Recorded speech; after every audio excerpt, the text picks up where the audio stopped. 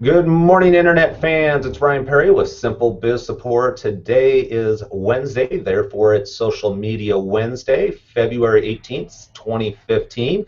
As usual, I have the beautiful and talented Sarah Giametti with Provaro Marketing on the other end. Good morning, Sarah. Good morning, Ryan. How are you? I'm doing fabulous today. Yourself? I'm doing awesome. Thank you. All right, good to hear. We're going to keep a roll going here of debunking some crazy social media myths.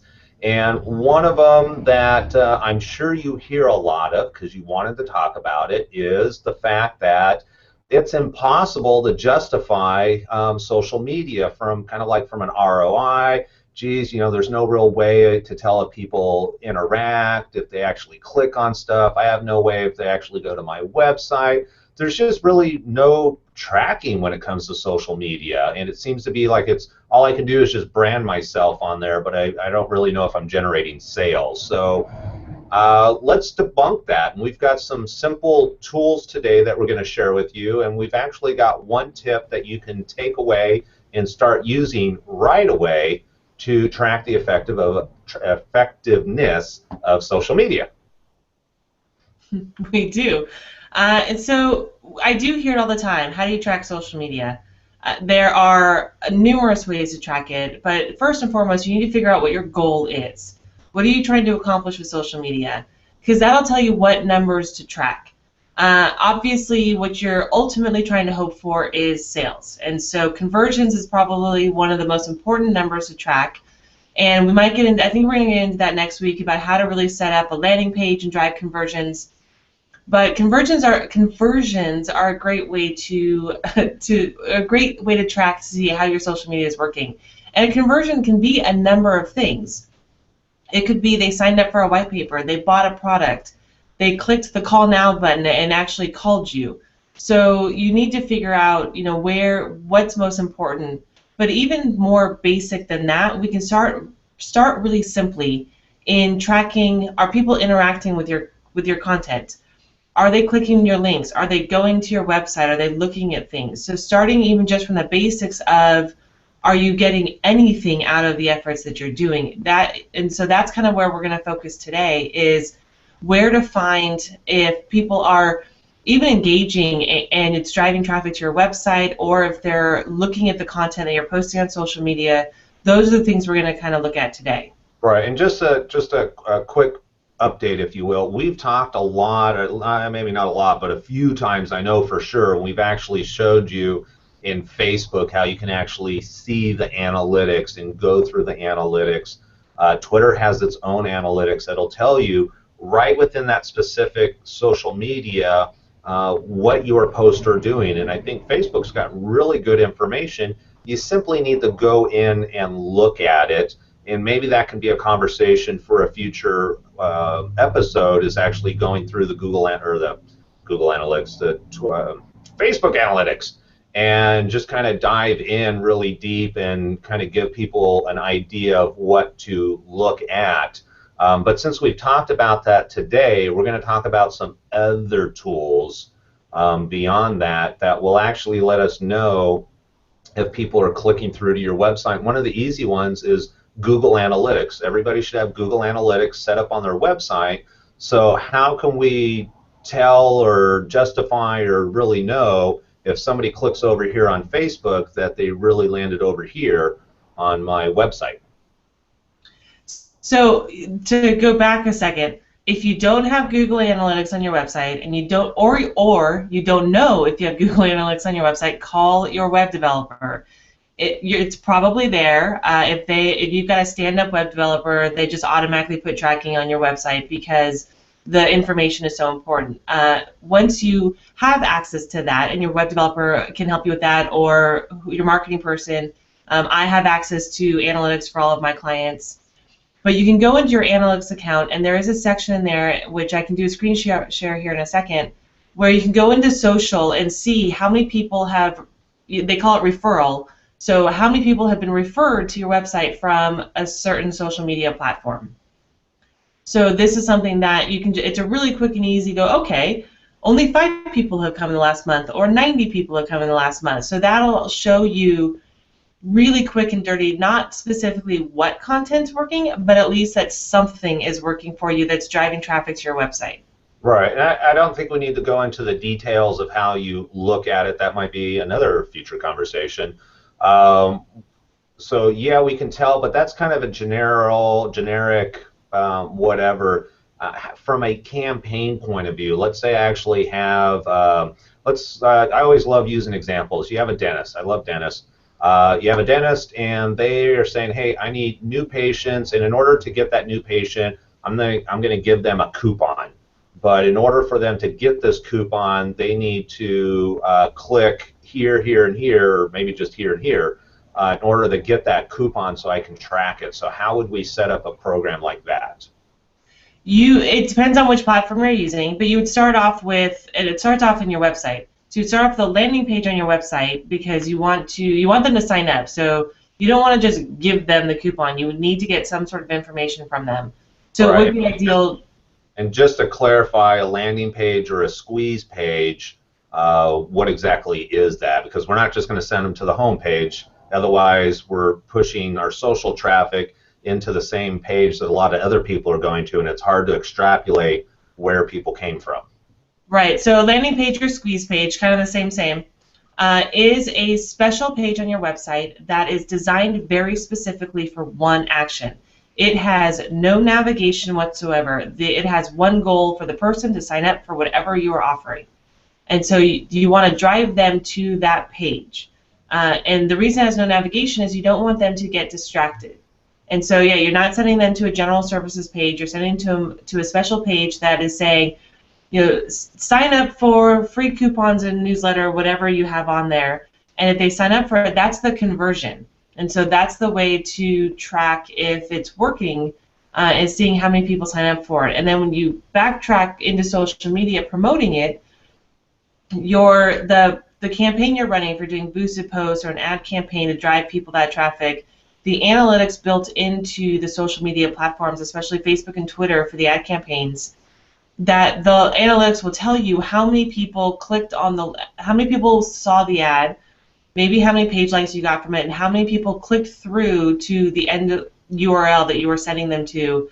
So you can see if 100 people clicked through to the ad and only 5 people signed up, then the content's probably not what they thought they were getting on Facebook is not what was happening on the landing page. And so you'll be able to figure out, or at least see that something's kind of broken, and you can adjust it from there. Or if 100 people click on Facebook and 100 people sign up on the website, you've done a fantastic job. Keep running it. So that'll give you the information. That's what you want to do.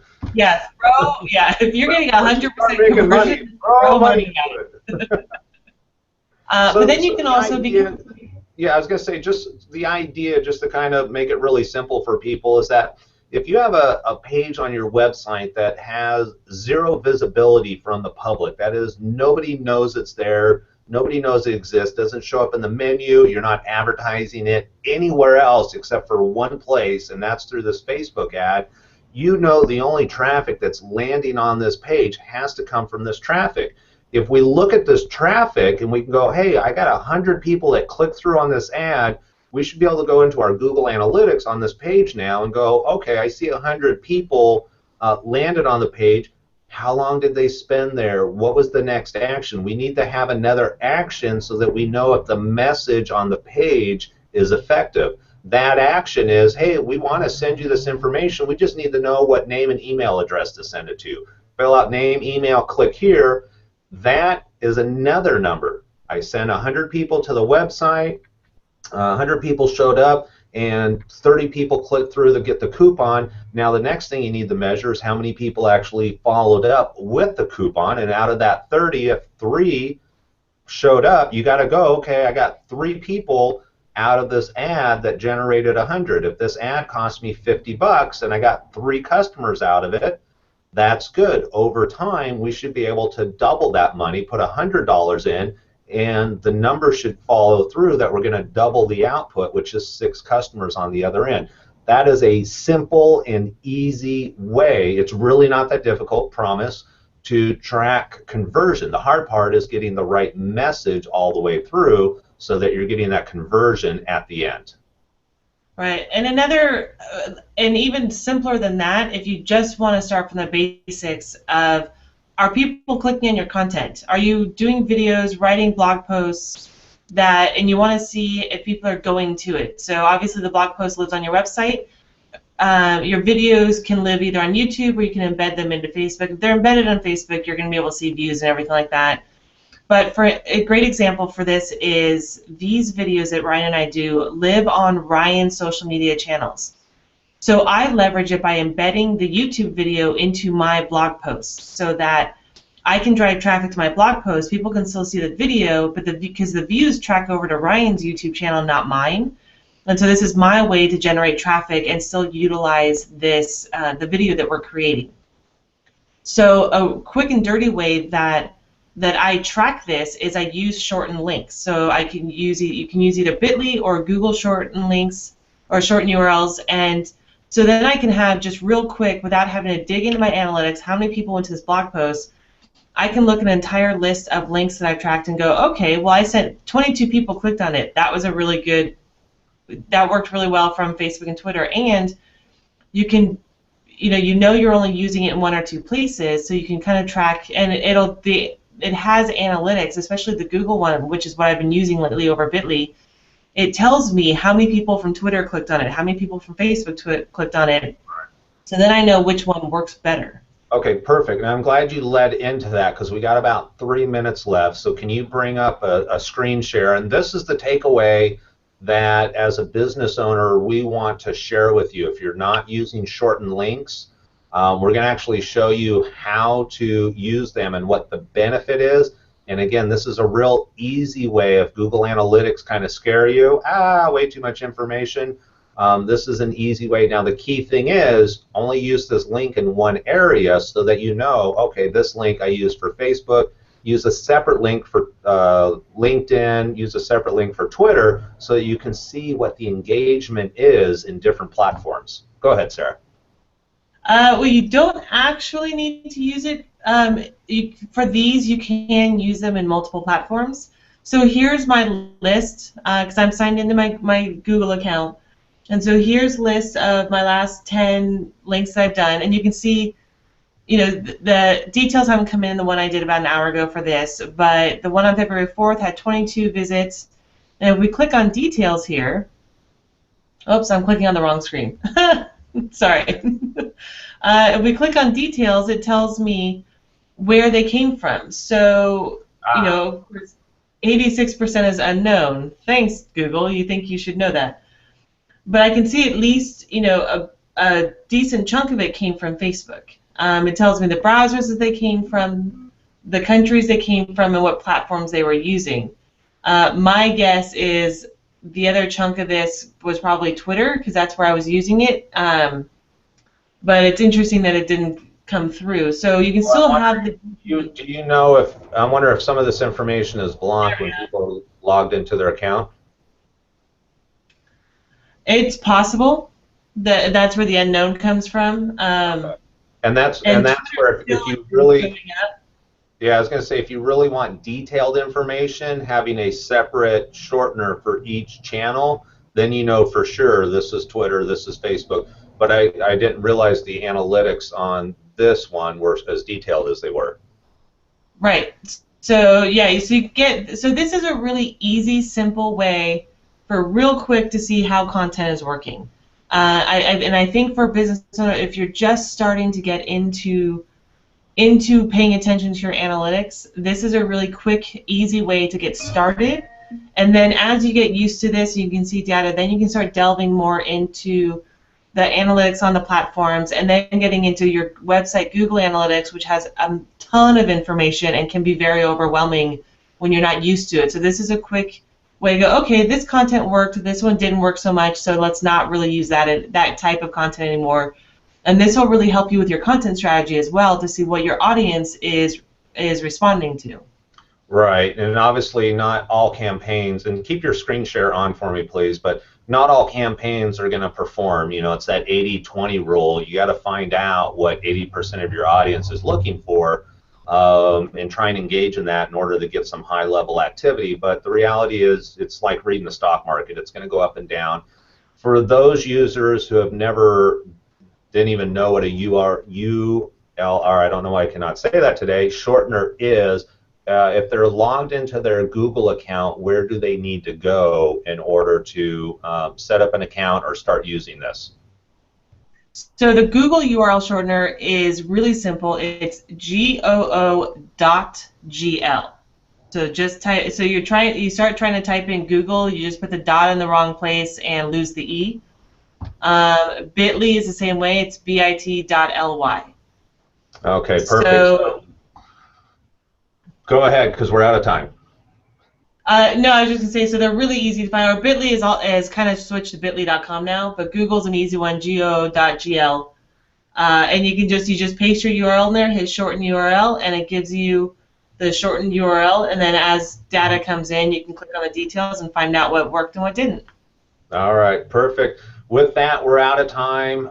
Business owners, if you're looking for a way to track and see if your social media is working for you, a shortener such as Bitly or Google is a great tool to use. Instead of copying and pasting the complete URL in your Facebook or your Twitter, use a shortener. That way you have really simple analytics and tracking. Sarah, as always, I appreciate your time, and next week we're going to kind of continue down this same path, and we're going to talk more specifically about squeeze pages and how you can incorporate a squeeze page campaign to really identify, again, if we use the dentist example, if I spend $100 here and I get 3 clients out of it, we can actually track and measure results along the entire sales funnel. So thank you very much, and I'm looking forward to a great episode next week. Thank you, Ryan. Have a great day. All right, you too. Bye. Bye.